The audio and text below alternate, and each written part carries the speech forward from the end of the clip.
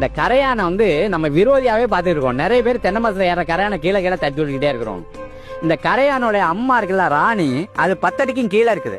விரல் நீட்டுறதுக்கு அப்படியே மொத்தமா இருக்கும். ஒரு சிலர் வெட்டி சாப்பிட்டெல்லாம் செஞ்சிருக்காங்க, ரொம்ப ருசியா இருக்கும்லாம் சொல்லியிருக்காங்க.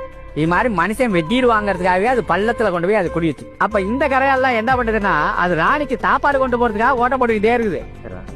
ஒரு தடவை மழை பெஞ்சா பூமி முழுதும் ஈரமாவே நிறைஞ்சு கிடக்குது.